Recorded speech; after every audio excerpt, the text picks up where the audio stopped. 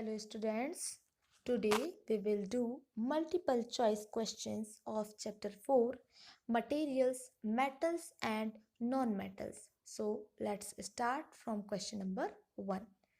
The property of metals by which they can be beaten into thin sheets is called A. Ductility, B. Seatability, C. Metallic, D. Malleability. The property of metals, ठीक है, metals की जो property है ना, जब उन पर beat किया जाता है तो वो थिन शीट में चेंज हो जाते हैं, ठीक है, तो उसको क्या कहा जाता है? डक्टिलिटी, सीटेबिलिटी, metallic, malleability. So the correct answer is D, malleability. Okay, now second, the property of metal by which it can be drawn into wires. फिर से यहाँ पर मेटल की प्रॉपर्टी पूछी जा रही है कि जिनको वायर्स में कन्वर्ट किया जा सकता है ना, तो उसको क्या कहा जाता है? A. Ductility, B. Suitability, C. Metallic, D. Malleability. Okay, so the correct answer is A. Ductility. ठीक है, वायर में कन्वर्जन को डक्टिलिटी कहा जाता है और सीट में कन्वर्जन को मैलिएबिलिटी. ठीक है, ये देखें, malleability. Okay, now question number 3. The metal found in liquid state is. कौन सा मेटल लिक्विड स्टेट में पाया जाता है? A. Iron, B. Aluminium, C. Mercury, D. Gold. So the correct answer is C. Mercury. Okay, ये लिक्विड में रहता है, यही एक मेटल है जो लिक्विड में पाया जाता है. Now question number 4. When a copper vessel is exposed to moist air for long. Copper vessel को अगर हम मॉइस्ट मीन्स नमी वाली एयर में लंबे समय के लिए रख दें, so it acquires a dull green coating. तो जो कॉपर वेसल होता है उसमें ग्रीन ग्रीन कलर सा है ना, डल ग्रीन कोटिंग हो जाती है. So the green material is a mixture of. तो वो जो ग्रीन मटेरियल है वो किसका मिक्सचर होता है? A. Copper oxide and copper nitrate, B. Copper hydroxide and copper carbonate, C. Copper carbonate and copper sulphate, D. Copper hydroxide and copper nitrate. So the correct answer is B. Copper hydroxide and copper carbonate. Okay, copper hydroxide and copper carbonate. Now carbonate. Now question number 5.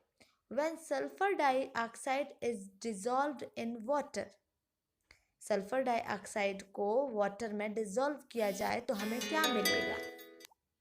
A. Sulphuric acid, B. Sulphoxy acid, C. Sulphurous acid, D. Sulphur trioxide.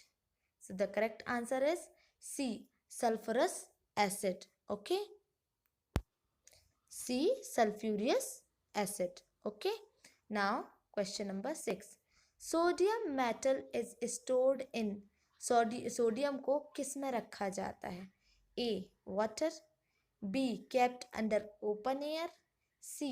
Alcohol, D. Kerosene.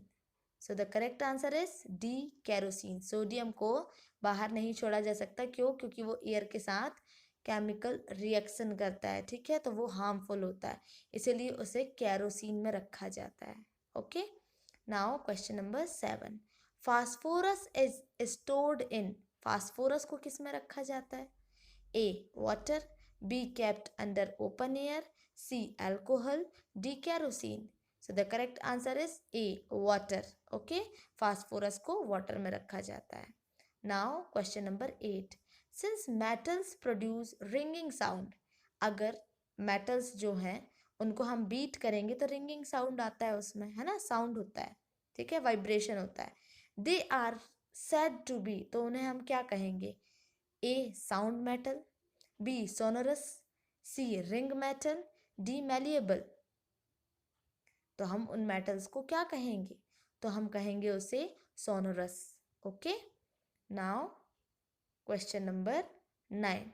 a substance which cannot be broken down further by chemical reactions, by cooling, heating or by electrolysis is called, वो substance जिसको break नहीं किया जा सकता chemical reaction के द्वारा, cool करके, heat करते करके, इलेक्ट्रोलाइसिस करके, है ना।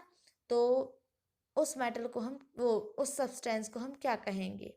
ए metal, B non metal, C element, D compound. So the correct option is C, compound. Okay. Now question number 10. They are not sonorous and are poor conductors of heat and electricity.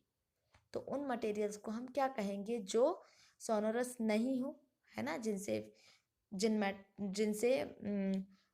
Sound ना निकलता हो और poor conductor हो heat और electricity के, तो उन्हें हम क्या कहेंगे? A elements, B metals, C compound, D non metals. So the correct answer is D, non metals. Okay. So write these multiple choice questions in your fair copy and also learn. Okay.